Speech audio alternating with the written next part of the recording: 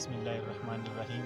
د ملګري او چکر ټول ویور دپاره نن موږ د یو نوجوان شاعر خواله راغلي یو چې د هغه نوم دی عزیز الرحمن او تخلص یې دی سحر.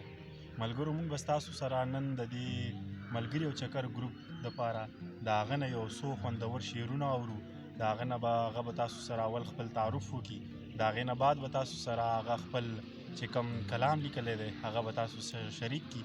نو راځئ تاسو زموږ سره د عزیز الرحمن سحر صاحب یو څو شعرونه واورئ.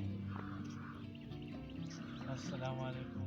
او زما نوم عزیز الرحمن دی او دا زما خپل چې کوم تخلص دی عزیز سحر صاحب دی او زه دلته یو څو شعرونه د شاعر لپاره وړاندې کوم. سزا درله درکومه چې بیا بیا نه میینېږي، سزا درله درکومه چې بیا بیا نه میینېږي، زړه خدای دې غرقه چې بچا نه میینېږي. واه واه واه. او نن مې ډېر رټلې، نن مې ډېر زورلې، نن مې ډېر رټلې، نن مې ډېر زورلې، نن به په رښتیا نه میینېږي. په سورنګار دې نیسم د تنورو، په سورنګار دې نیسم د تنورو چې په داسې بې وفا نه میینېږي، زړه خدای دې غرقه چې په چا نه میینېږي. واه واه واه.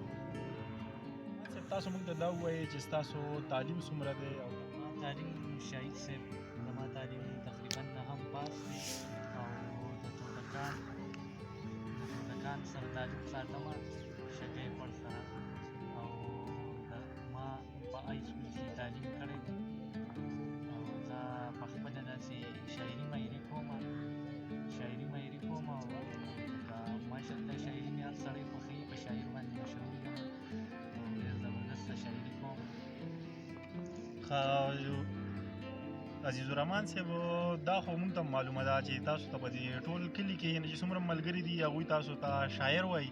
یعنې ستاسو خو عزیز الرحمن سحر هم تخلص دی خو هغوی تاسو ته ټول شاعر وایي. څومره ملګري چې دي تاسو په سرکاري سکول کې سبق ویلی دی، بیا تاسو دومره زبردست شاعري کوئ، نو آیا ستاسو څوک د شاعرۍ څوک استاد شته دی که نه داسې د خپل ځانه مو دا شاعري شروع کړې ده او د دې سره مو شوق دی؟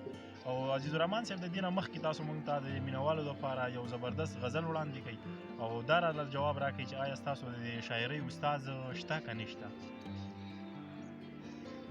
شاهد صاحب زما خو بالحال استاد نشته دی او بس ما شاعري د خپل شوق نه شروع کړې وه او شوق ښه. نو عزیز الرحمن صاحب موږ ته تاسو یو غزل وړاندې کوئ. ستاسو یو غزل ډېر مشهور دی هغه داجي والا، هغه غزل راته تاسو وړاندې کوئ چې دا کوم ویورز چې دي دوی هم موږ سره واوري او موږ به هم واورو او هغه ډېر زیات مشهور دی، هغه راته تاسو وړاندې کوئ. شاهد صاحب ته زما د طرفه یو غزل ډالۍ یو نظم. دا عجیبه چې څه راوړله تاله مې پټ په پټه دروړه، ته دومره بې وفا وې چې به چا دې تپوس نه کوو، زما دې تپوس نه کوو. تا به ځان کو ناغرضه ما به وې زما د خوا نه مه ځه، په غم به سم ککړ شم ګرانه تا پسې به مړ شم.